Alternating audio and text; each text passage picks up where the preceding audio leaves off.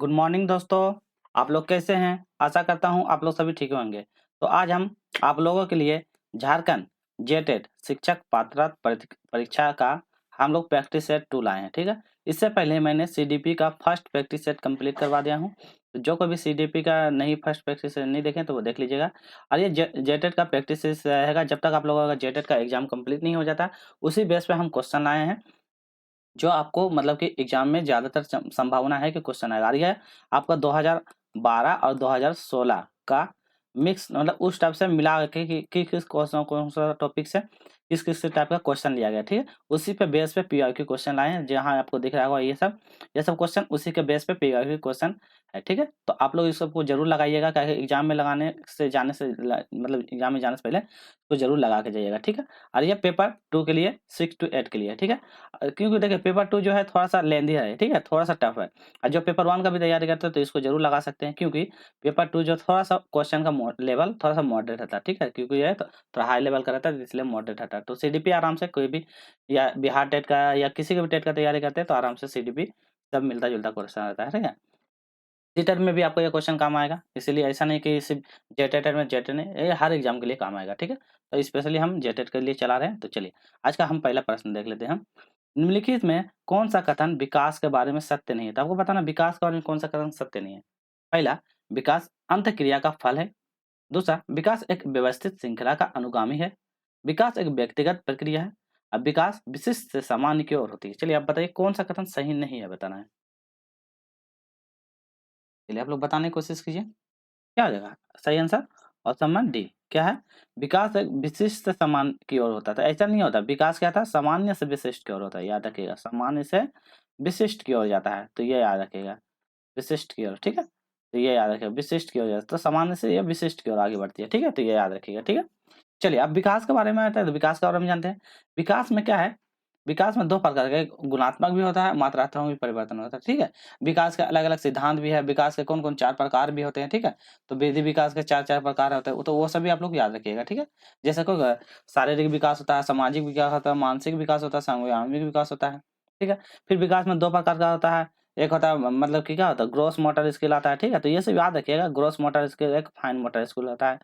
Growth में क्या होता है? बड़ी मांसपेशियों का विकास होता है, फाइन में छोटी मांसपेशियाँ, जैसे दौड़ना, खेलना, कूदना, ये सब बड़ी मांसपेशी में आता है, ठीक है।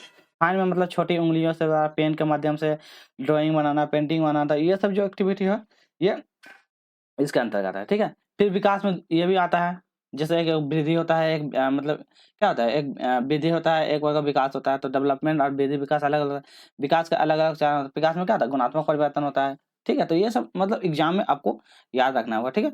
और ये क्या कंटिन्यू चलते रहता है, मतलब कि ये कभी रुकता नहीं, ठीक है। ये कंटिन्यू मतलब जन्म से लेकर कर्व तक ये चलता रहता है। तो विकास हमेशा जन्म से लेकर कर्व तक चलते रहता है, ठीक है।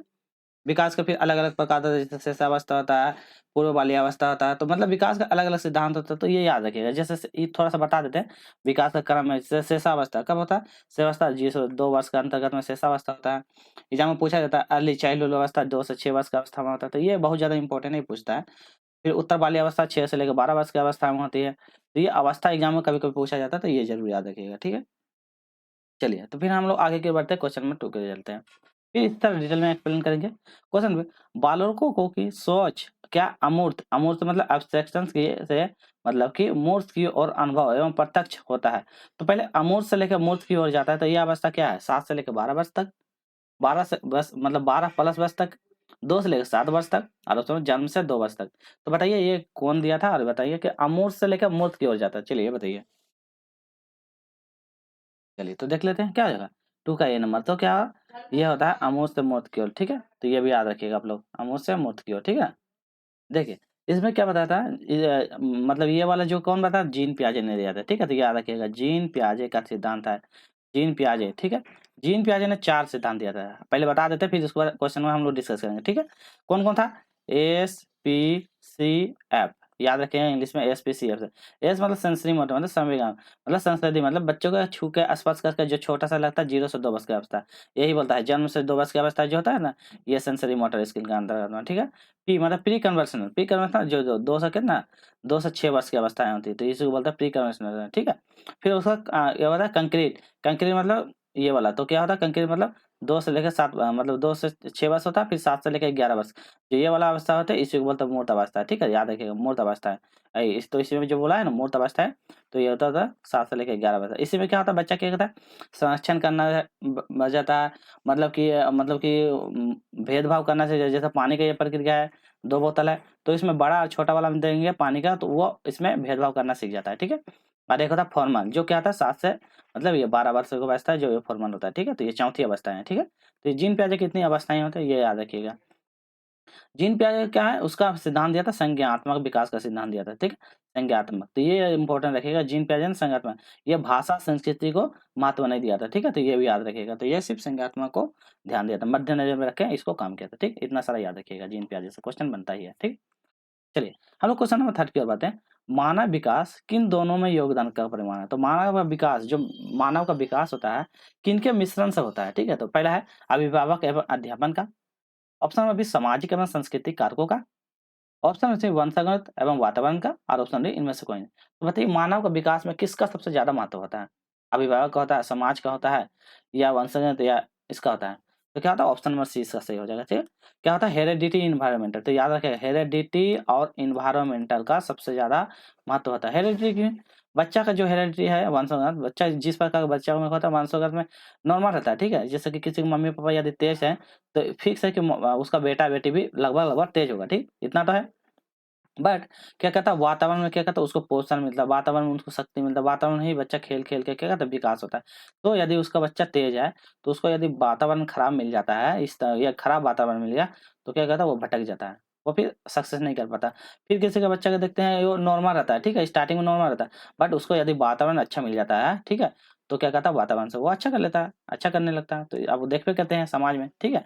तो सबसे ज्यादा इंपॉर्टेंट है हेरेडिटी एनवायरमेंटल का होना, बहुत ज्यादा इंपॉर्टेंट है, ठीक है, मानव विकास में, ठीक, तो याद रखिएगा। चलिए अगला क्वेश्चन बढ़ते हैं, क्वेश्चन नंबर 4 की ओर।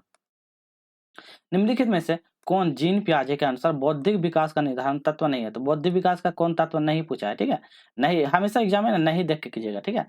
सामाजिक संरचना, अनुभव, संतुलीकरण, इनमें से कौन है, चलिए बताइए। अब जस्ट हम आपको बताएं, आप यदि मेरी बातों को सुने होंगे तो आराम से इसको कर लीजिएगा, ठीक है। फिर हम लोग चलिए इसका डिस्कस करते हैं। देखिए अब जीन पे आ जाए तो क्या बोलता नहीं पूछा है। तो देखिए समाज और संरचना जो होता है ये कौन दिया था, लेव वाइगस्की का सिद्धांत है। तो उसने ने सोशल, लैंग्वेज और कल्चर, तो तीनों याद रखिएगा, समाज, भाषा और संस्कृति, ये तीनों चीज को लेव वाइगस्की दिया था, लेव वाइगस्की, ठीक है। तो लेव वाइगस्की दिया, याद रखिएगा, लेव वाइगस्की, ये तीन चीज को महत्व दिया, पर इन्होंने समाज को महत्व नहीं दिया, तो ये नहीं है बच्चा है। अनुभव, अनुभव क्या कहता है, देखिए जीन पियाजे ने 4 चीज दिया था, ठीक है, कौन कौन। पहला मैच्योरिटी, मैच्योरिटी मतलब क्या होता है, परिपक्वता, ठीक है, परिपक्वता, याद रखिएगा, ये इंपॉर्टेंट है इसलिए बता दे रहे हैं। एक परिपक्वता का ध्यान दिया। दूसरा क्या देता है, एक्सपीरियंस, एक्सपीरियंस अनुभव को दिया था, जो यहाँ पे लिखा हुआ है, ठीक है, अनुभव को दिया था। फिर तीसरा अनुकलन, अनुकलन मतलब वो संतुलन, इक्विबलेशन, इसको बोलते संतुलीकरण, इसी को बोलते हैं संतुलीकरण को। और चौथा क्या था, सामाजिक अंतक्रिया का, सामाजिक अंतक्रिया, ठीक है, अंतक्रिया अलग है, सामाजिक संरचना अलग है, ठीक है। तो सामाजिक, ये 4 को जीन पियाजे ने महत्व दिया, ठीक है, तो याद रखिए। अब देखिए यहाँ पे आया संतुलीकरण, संतुलीकरण में क्या होता है आपको बता देते हैं। संतुलीकरण जो होता है ना, एडेप्टेशन, संतुलीकरण में 2 प्रकार का है, जीन पियाजे ने 2 दिया। एक एसिलिमेशन, एसिलिमेशन आत्मसात करना, ठीक है, आत्मसात, ठीक है, ये इंपॉर्टेंट है इसलिए। और एक होता है आत्म मतलब समायोजन, समायोजन, इसको बोलता है एकोमोडेशन, ठीक है, इंग्लिश में, और एसिमिलेशन, ठीक है। देखिए एकोमोडेशन क्या था, इसमें पूर्व ज्ञान जो है आपको पास जो ज्ञान है उसमें क्या कहता है आप संशोधन करते हैं, उसमें मॉडिफाई करते हैं। तो जो मॉडिफाई करके नया ज्ञान जो अर्जित कर लेते हैं उसको होता है एकोमोडेशन, ठीक है। एसिमुलेशन क्या है, जो आपको ज्ञान है उसी में क्या कहता है जो संशोधन करना है, मतलब पूर्व ज्ञान में नवी ज्ञान को जोड़ लेना बस। और इसमें कहता है उसमें बदलाव करना, इसमें कहता है जो है उसी को खाली जोड़ देना है, तो इसे बोलता है आत्मसात कर लेना, ठीक है। ये बहुत ज्यादा इंपॉर्टेंट है, एग्जाम में बहुत ज्यादा पूछता है, ठीक है, जो है उसी में से बस जोड़ लेना है, ठीक है। जिन पियाजे का आपको अवस्था जो बताए थे, यहाँ पे थोड़ा सा उसको एज नहीं बता दिया, जैसे कि अवस्था कौन कौन सा था, वो यहाँ तो दिया था 2 से 6, 6 से 6, ये तो हो गया ना, ठीक है। चलिए जीन पियाजे बहुत ज्यादा इंपॉर्टेंट, जीन पियाजे का क्वेश्चन आराम से बनेगा, इसलिए हम आपको डिटेल में बताते हैं ताकि आपको क्वेश्चन एक भी छूटे ना, ठीक है। चलिए विशेष अवस्थाओं वाले बच्चों को पढ़ाने के लिए निम्नलिखित से कौन सी समूह रचना अधिक उपयुक्त होती है, आपको बताना है कौन सी समूह उपयुक्त है, इसलिए हम स्लो स्लो ले जा रहे हैं आप लोगों की क्लास, ठीक है, ताकि आप क्वेश्चन के साथ एक्स्ट्रा कीजिए, ठीक है। चलिए अधिकतम बच्चों को सम्मिलित करते हुए कक्षा में चर्चा करना चाहिए, ये तो सही लग रहा है। विद्यार्थियों को सम्मिलित करते हुए अध्यापक द्वारा निर्देश देना, ये भी सही है। क्या है, सहकारी अधिगम की क्या है प्योर ट्यूशन सहपाठियों द्वारा अनुशासन करना, ये भी सही लग रहा है। अध्यापक के लिए योग्यता आधारित समूहकरण, तो इसमें क्या बोलता है विशेष अवस्थाओं वाले बच्चों को पढ़ाने के निम्न में से कौन सा समूह अधिक उपयुक्त है, बताइए। अच्छा क्वेश्चन है। चलिए, तो क्या है ऑप्शन नंबर सी, क्या है देखिए क्या है शाकाहारी अधिगम ऑफ पीटीआर, इसको बोलते हैं सहपाठी द्वारा अनुरक्षण। इसमें क्या होता है ना, देखिए एक है कि यदि आपको बच्चा को पढ़ाने के लिए बेहतर क्या है अपने पीयर लगनी अपने ग्रुप बच्चों को यदि अपना ही सहपाठी या ग्रुप में देते हैं तो क्या कहता है वो अपनी ही भाषा अपने ही विचार अपनी ही संस्कृति अपने ही तरीके से क्या कहता है वो बोल के क्या ना जल्दी उसको सीख जाए। कोई भी चीज टॉपिक दीजिएगा बच्चों ग्रुप में करेगा वो बहुत जल्दी गेन करता है, तो यही बोलता है सहपाठी लर्निंग सबसे बेस्ट तरीका माना जाता है सहपाठी लर्निंग, ठीक है। क्योंकि उसका क्या कहता है अध्यापक से उससे बात करने में क्या था थोड़ा हिचकिचाहट होती है, तो इसलिए उसको थोड़ा परेशानी होता है, बट अपने ग्रुप में करेगा तो बहुत अच्छा करेगा, ठीक है। तो ये आपको याद रखना है, ठीक है। चलिए हम लोग नेक्स्ट आगे की ओर बढ़ते हैं। चलिए क्वेश्चन नंबर 6 में बढ़ते हैं। इसमें होता है समस्या के अर्थ को जानने की योग्यता, वातावरण के दोषों और कमियों को रिक्तियों के प्रति जागृत करना, क्या विशेषता है बताना। समस्या आपको अर्थ को जानना, योग्यता वातावरण में जो दोष है उसको कमियां और रिक्तियां हैं उसके प्रति आपको सजगता करना, उसके प्रति मतलब जागरूक करना है, तो क्या विशेषता होना चाहिए मतलब क्या है प्रतिभाशाली बालकों के लिए, सामान्य बालकों के लिए, सृजनात्मक बालकों के लिए या इनमें से कोई नहीं, तो बताइए ये मतलब ये सारे एक्टिविटी कौन सा बालक में आती है बताइए। आप लोग बताने की कोशिश कीजिए, बहुत अच्छा-अच्छा क्वेश्चन है, अच्छा लगेगा आपको बनाने में, ठीक है।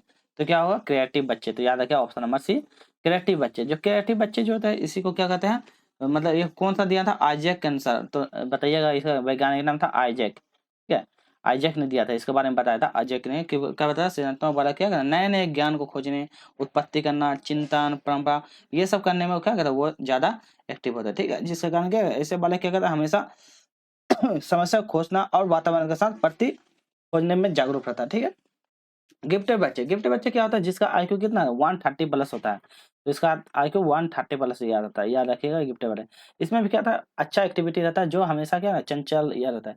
नॉर्मल बच्चे के जानवे कहता है आईक्यू क्या है ना ये 72 लेकर 90 के बीच में कभी कभी 100 भी जाता है, तो ये नॉर्मल आईक्यू आईक्यू रहता है, ठीक है। तो ये आईक्यू रहता है, ठीक है, याद रखिएगा। चलिए हम लोग क्वेश्चन नंबर 7 की ओर बढ़ते हैं। बहुत इंपॉर्टेंट क्वेश्चन है, पीवाईक्यू बेस पे ही क्वेश्चन आ रहा है, ठीक है, तो ध्यान रखिएगा। एक कॉलेज जाने वाली लड़की ने फर्श पर कोट फेंकने की आदत डाल दी, ठीक है। एक कॉलेज की लड़की है वो क्या करती है आने के बाद क्या करता है फर्श जो है ये फर्श सोफा उसमें जाकर कोट फेंक देती है, ठीक है। तो लड़की की माँ ने उसे कहा कि कमरे से बाहर जाओ और कोट को खूंटी पर टांगो, तो उसकी मम्मी कहती है कि कमरे से बाहर निकलो और कोट को लेके जाके खूंटी पर टांग दो, ठीक है। लड़की अगली बार घर में जब प्रवेश करती है तो कोट को क्या हाथ में रखकर अलमारी की तरफ और ले जाकर खूंटी में टांग देती है। आप क्या करते हैं हाथ से ला के उस अलमारी में जाकर टांग देते थे। यह उदाहरण किसका है बताना है। श्रृंखलागत अधिगम का है, उद्दीपन अनुगम का है, प्रत्यक्ष मतलब कॉन्सेप्ट अधिगम का है, इनमें सभी है। चलिए बताइए। आप क्वेश्चन को एक बार ध्यान से पढ़िए और बताइए। चलिए तो हो गया। तो क्या है श्रृंखला लागत अधिगम है, ठीक है। तो ये याद रखिए श्रृंखला लागत इसमें अभी क्या था ना आप उसको भी लगता था नैतिक सिद्धांत लेक बाइगोस्की लॉरेंस कोहनबर्ग का सिद्धांत है उस पे भी ये पालन करता है कि मतलब कि टिट फॉर टैट वो उस टाइप का नहीं होता जैसे तैसे एक होता है ना गुड बाय तो मम्मी को दिखाने के लिए तो उस टाइप का भी ये फॉलो करता है, बट ये अलग ही है, ठीक है। तो ये याद रखिएगा श्रृंखला लागत अधिगम ये थोड़ा सा क्वेश्चन अलग है, इस टाइप का क्वेश्चन में ध्यान रखिएगा। आपको एग्जाम में थोड़ा सा लेंदी भी पूछ सकता है इसलिए सारा क्वेश्चन करिएगा। बाह्य अभिप्रेरण क्या है स्टार्टिंग मोटिवेशन, ठीक है। तो बाह्य अभिप्रेरण समावेशित किया जाता है क्या प्रशंसा एवं दोषारोपण, प्रतिद्वंदी, पुरस्कार एवं दर, परमान एवं ज्ञान। चलिए बताइए बाह्य रोपण मतलब कि बाह्य अभिकरण का कौन सा एग्जाम्पल सही है बताइएगा आप लोग। चलिए तो इसका सही आंसर क्या हो जाएगा सारा है। बाह्य अभिप्रेरण मतलब क्या है बाहर से मतलब खुद को दूसरों को दिखाने के लिए, तो क्या कहता है खुद दूसरों की प्रशंसा एवं दोषारोपण, प्रतिद्वंदी, पुरस्कार एवं दान और परमान ये सारा है बाह्य अभिप्रेरण का एग्जाम्पल, ठीक है। तो याद रखिएगा ऑप्शन नंबर डी हो जाएगा, ठीक। चलिए हम लोग क्वेश्चन नंबर 9 की ओर बढ़ते हैं। क्वेश्चन नंबर 9 में देखते हैं जिस प्रक्रिया में व्यक्ति दूसरों के व्यवहार को देखकर क्या कहता है दूसरों के व्यवहार को देखकर सीखता है ना कि प्रत्यक्ष अनुभव से कहता है, तो क्या कहता है वो कौन सी प्रक्रिया है जिसमें क्या कहता है दूसरों को देख के क्या आप भी देखते हैं ना किसी को देख के आप नकल करने उसको कॉपी करने लगते हैं, तो वो कौन सा है सामाजिक अधिगम है, अनुबंध है, प्रायोगिक अधिगम है या आत्मिक अधिगम है। चलिए बताइए। अब दूसरों को देख के सीखते हैं तो ये क्या कहता है हम किस समाज में ही रह के दूसरों को देखते हैं, समाज में रहते हैं तो दूसरों जैसे कहते हैं उसको हम फॉलो करते हैं, ठीक है। तो ये याद रखिएगा। चलिए क्वेश्चन नंबर 10 की ओर बढ़ते हैं। अधिगम नियोग क्या कहता है लर्निंग डिसेबिलिटी, ठीक है। लर्निंग डिसेबिलिटी का लक्षण है, तो लर्निंग डिसेबिलिटी क्या लक्षण है भागने की प्रवृत्ति होना, अशांत या ऊर्जावान एवं विध्वंस होना, अवधान संबंधी बाधा या विकार, या अभिप्रेरण का अभाव। तो बताइए कि मतलब लर्निंग डिसेबिलिटी का क्या लक्षण हो सकता है? क्या हो सकता है? अवधारणा, आकार, अभिव्यक्ति, बाधा, विकार, तो ये होता है, ठीक है, लर्निंग डिसेबिलिटी, ठीक है। तो ये वाला इसका सही होता है, ठीक है।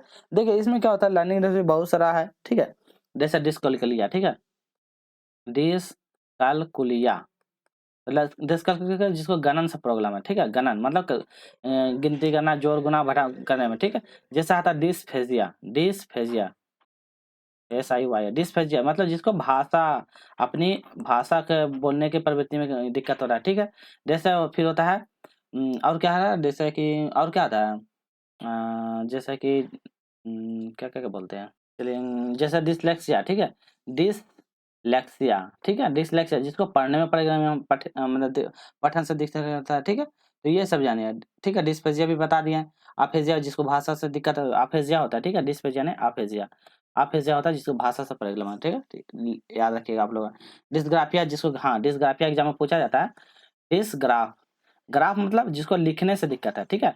तो लिखने में जिसको परेशानी है तो डिस्ग्राफिया। तो ये सब आप लोग याद रखिएगा, ठीक है। चलिए हम लोग क्वेश्चन नंबर 11 की ओर बढ़ते हैं। जैसे मतलब अधिगम को प्रभावित करने वाले व्यक्तिगत कारक, तो अधिगम को कौन प्रभावित करता है? लर्निंग लर्निंग को कौन प्रभावित करता है? संचार का साधन, क्या बता, पीढ़ या समूह, अध्यापक या मैच्योरिटी या आयु। तो अधिगम को आप कौन प्रभावित कर सकता है, चलिए बताइए। तो इसका सही आंसर क्या होगा? पीढ़, लर्निंग। मैच्योरिटी, मैच्योरिटी जो होता है ये सबसे ज्यादा है। आपका मैच्योरिटी मतलब कि क्या कहता है, हेरेडिटी अनमेरिट है, तो मैच्योरिटी में आ जाता है हेरेडिटी अनमेरिट है। तो ये आपको अच्छा नहीं होगा, तो क्या कहते हैं, आपको आगे चल के बहुत परेशानी होगा, ठीक है। तो ये याद रखिएगा। चलिए क्वेश्चन नंबर 12 की ओर बढ़ते हैं। एक क्रिकेट खिलाड़ी क्या करता है, अपनी गेंदबाजी कौशल को विकसित कर लेता है। तो गेंदबाजी में तो अच्छा कर लेता है, परंतु वह उसके बल्लेबाजी कौशल को प्रभावित नहीं कर पाता। तो गेंद मतलब बॉलिंग करना ठीक है, बट वो बैटिंग करने नहीं सकता है। तो इसका क्या कारण हो सकता है? पॉजिटिव प्रशिक्षण का अंतरण है या नेगेटिव प्रशिक्षण का अंतरण है, शून्य प्रशिक्षण का अंतरण है, इनमें से कोई नहीं है। चलिए बताइए तो क्या होगा?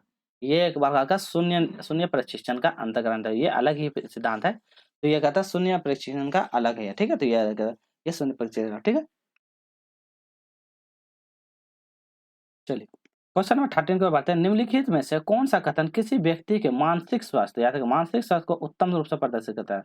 तो मानसिक स्वास्थ्य को कौन प्रदर्शित करता है उत्तम रूप से? चलिए पहला, पूर्ण अभिव्यक्ति या संगीत या समन्वय का लक्षण की ओर निर्देश करना, मानसिक विकारों को ना होना, व्यक्तिगत विकारों से मुक्ति होना, और इनमें सभी। तो बताइए मानसिक स्वास्थ्य का उत्तम प्रदर्शन कौन करता है? बताइए आप लोग। बहुत अच्छा क्वेश्चन है, आप लोग बनाने की कोशिश कीजिए। चलिए तो इसका सही आंसर देख लेते हैं। ऑप्शन नंबर ए क्या होता है? पूर्ण अभिव्यक्ति, संगीतीकरण और सामान्य लक्षण की ओर प्रदर्शित करता है। तो ये होता है कथन जो मानसिक स्वास्थ्य को उत्तम रूप से प्रदर्शित करता है, ठीक है। तो याद रखिएगा। चलिए क्वेश्चन नंबर 14 देखते हैं। फ्रॉइड, फ्रॉइड का ना पियाजे एवं मनोवैज्ञानिक व्यक्तित्व के विकास के विभिन्न अवस्थाओं को संदर्भ में व्याख्या की है, परंतु परंतु जीन पियाजे ने, तो जीन पियाजे ने क्या बताया था वो बारे में देखो। जीन पियाजे का सिद्धांत क्या था, अभी इतना बार बता चुके हैं तो आप बना लीजिएगा। उसने कहा कि विकास की अवस्था इससे या वातावरण से निर्धारित होती थी। उसने कहा कि श्रेष्ठावस्था अनुभव ही अधिक प्रभावित होते हैं, बाकी अवस्था को सीमित प्रभावित होते हैं, ठीक। अगला बता, विभिन्न अवस्थाओं को समझने के लिए संज्ञानात्मक बदलाव में बारे में कहा था, इनमें से कोई नहीं। तो बताइए वो जीन पियाजे ने क्या था, अभी हम जस्ट बताए थे। आपको यदि पता है, पढ़े हैं तो आप बना लीजिएगा। तो हम जस्ट बताए थे क्या? जस्ट बताए कॉग्निटिव, कॉग्निटिव इसी को बोलते हैं संज्ञानात्मक। हम बोले थे ना संज्ञानात्मक विशेषताओं को बहुत ज़्यादा महत्व दिया था। तो ऑप्शन नंबर इसका सही हो जाएगा, ठीक है। तो ये महत्व दिया था, ठीक है, याद रखिएगा।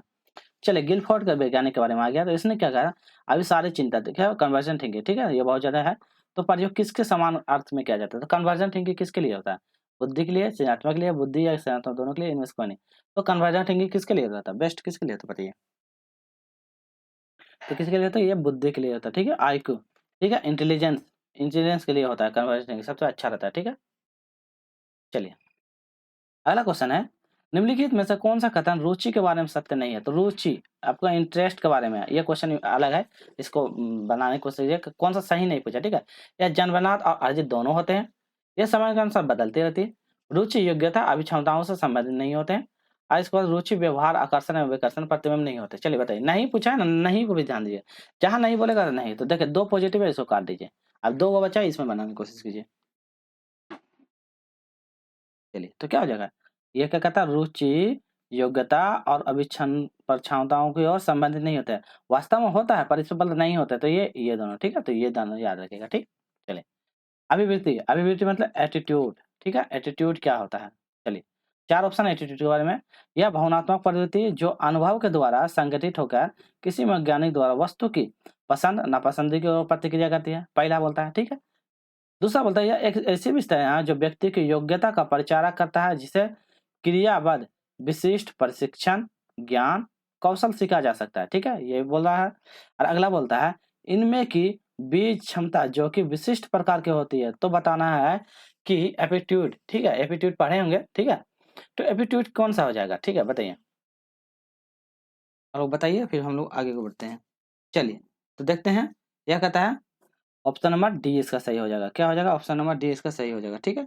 क्या होता है, ये किसी को नहीं फॉलो करता है, ये इसी को भी नहीं फॉलो करता है, क्योंकि देखिए अभिव्यक्ति क्या होता है, ये दिशा मूलक होता है, दिशा को दर्शाता है, ठीक है, तो क्या कहता है दिशा मूलक होता है, तो याद रखिएगा यह दिशा मूलक होता है, ठीक है, तो दिशा मूलक होता है, ठीक है।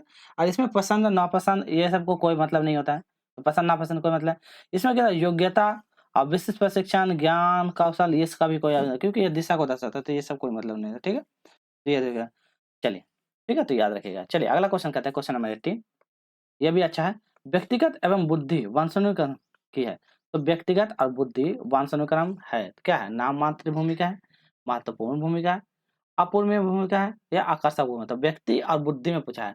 व्यक्ति मतलब व्यक्तित्व जो पर्सनैलिटी होता है, और आईक्यू में क्या वंशानुक्रम भूमिका है, तो क्या होगा इसका सही आंसर ऑप्शन नंबर ए, क्या नाम मात्र, क्योंकि देखिए वंशानुक्रम हेरेडिटी और इन्वायरमेंटल रहता तो महत्वपूर्ण भूमिका होता, ठीक है, बट यहाँ बोला व्यक्तित्व, इसलिए इसका नाम मात्र भूमिका है, तो ऑप्शन नंबर ए सही होगा, ठीक है, हेरेडिटी इन्वायरमेंट होता है, ठीक है।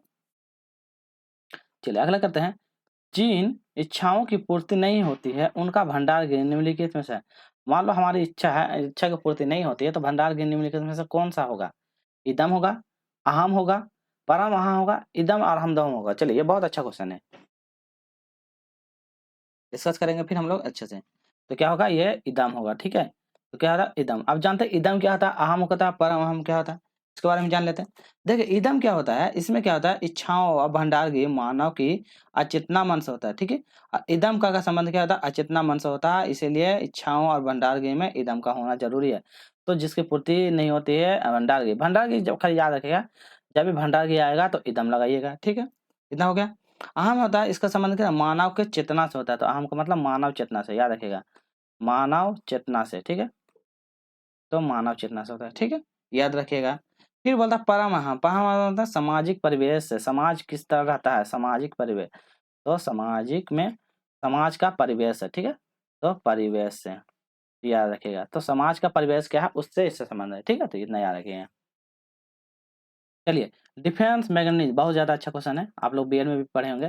डिफेंस मैकेनिज्म बहुत सारा सहायक है, क्या सहायक है, हिंसा से निपटने के लिए, दबाव से निपटने के लिए, थकान से निपटने के लिए या अजनबी से निपटने के लिए, तो क्या है एक प्रकार का दबाव जो आप पे फोर्स लग रहा है उससे निपटने के लिए डिफेंस मैकेनिज्म होता है, ठीक है, आप लोग बनाए भी होंगे इसके बारे में, असाइनमेंट प्रोजेक्ट भी बनाए होंगे, जरूर आप लोग को याद होगा।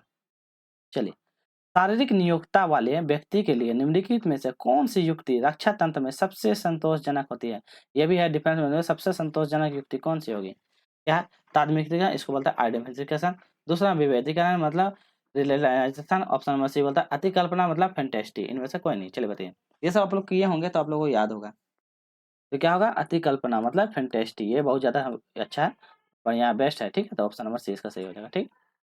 चलिए क्वेश्चन नंबर 22 देख लेते हैं हम। वाला क्या बोलता है प्रसंग बोध मतलब अप्रिसिएशन, ठीक है, परीक्षा क्या है याद रखिएगा 3 वर्ष से लेकर 10 वर्ष, ठीक है, 3 से लेकर 10 वर्ष की आयु के बीच बालक बनाया गया, तो कौन कौन सा है 3 से लेकर 10 वर्ष के बीच के आयु का एज एकत्रित किया गया, ठीक है, जिसमें डिजाइन है, इस परीक्षण कार्डबोर्ड दिया गया, कार्डबोर्ड प्रस्थापित सीआईडी कार्ड सब्सटीट्यूशन दिया गया, तो ये बच्चा ग्रुप बनाया गया, तो आपको बताना है किसके लिए, सजीव वस्तुओं का स्थान पर निजी वस्तुओं को, लोगों का स्थान पर जानवरों को, पुरुष का स्थान पर महिलाओं को और वयस्क के स्थान पर बालकों को। चलिए बताइए, तो ये एक प्रकार का परीक्षण कर रहा है, तो ये किसके लिए है, तो ये क्या है मतलब कि लोगों का स्थान जानवरों पे या वयस्क का स्थान यहाँ पे, तो इसका सही हो जाएगा लोगों का स्थान पे हम जानवरों को प्रयोग करने के लिए, तो लोगों का स्थान पर जानवर, तो नंबर इसका बी हो जाएगा, ठीक। चलिए क्वेश्चन नंबर 23 की ओर बढ़ते हैं, हम लोग देखते हैं।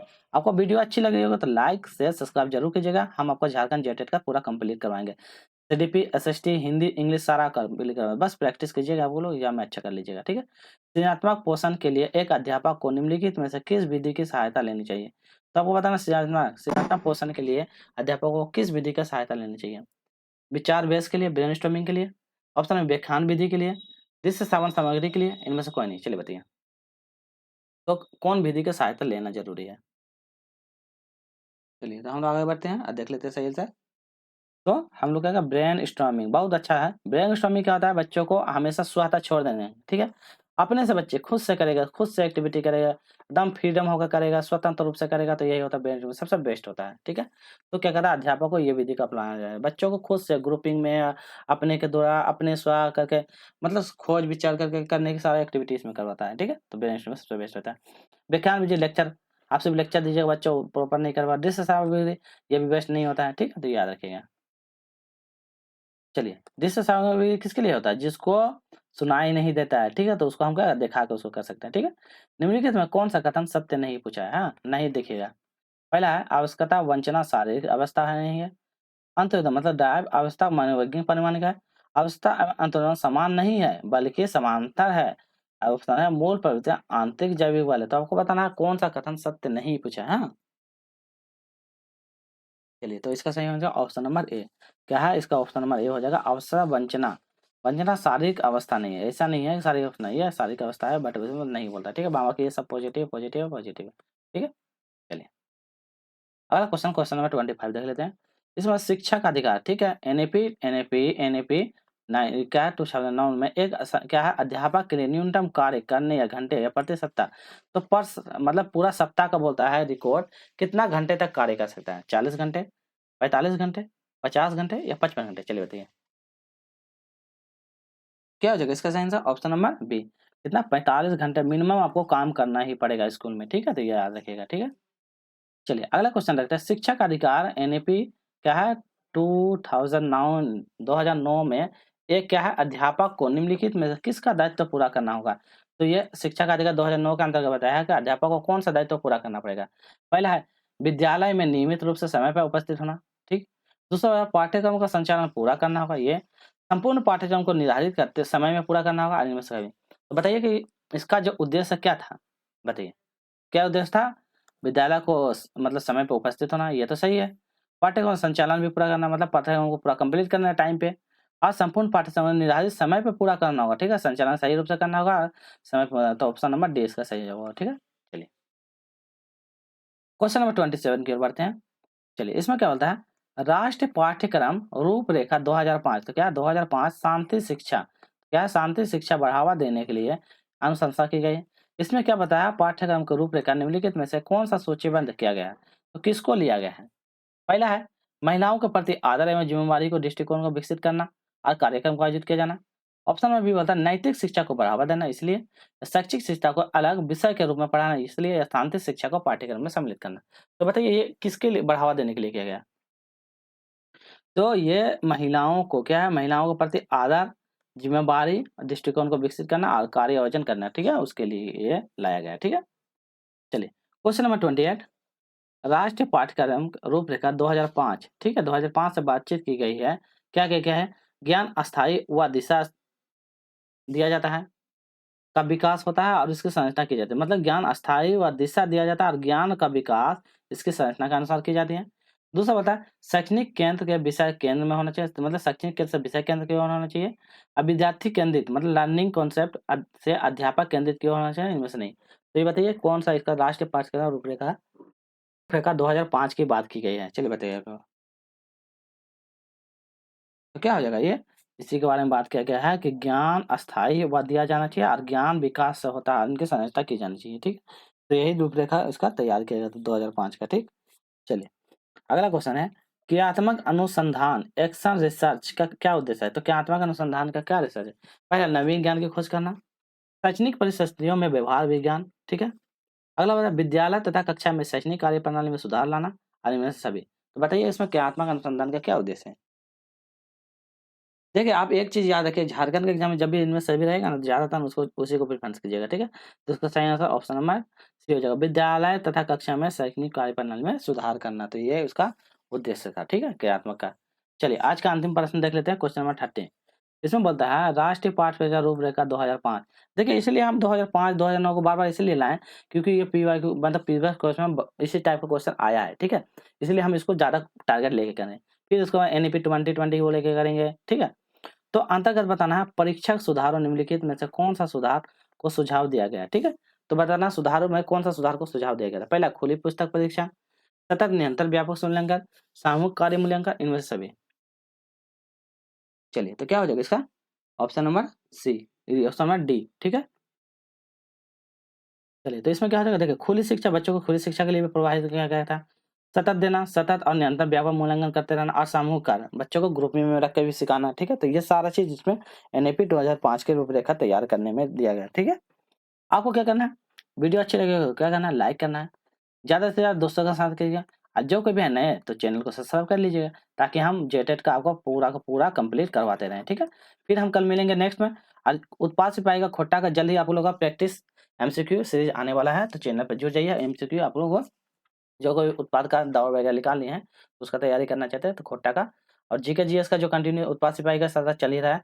आप एनटीपीसी वाला ग्रुप में जाकर एनटीपीसी वाला सीरीज में जीके जीएस पूरा कर लीजिएगा। सेम ही है, कोई अलग नहीं है, ठीक है? एनटीपीसी टॉपिक लेके जा रहा है बट उसमें जीके जीएस आपको सारा एग्जाम के लिए वो काम आएगा, ठीक है? तो आज के लिए इतना ही, फिर मिलते हैं नेक्स्ट वीडियो में। टेक केयर, बाय बाय, अपना ध्यान रखिएगा।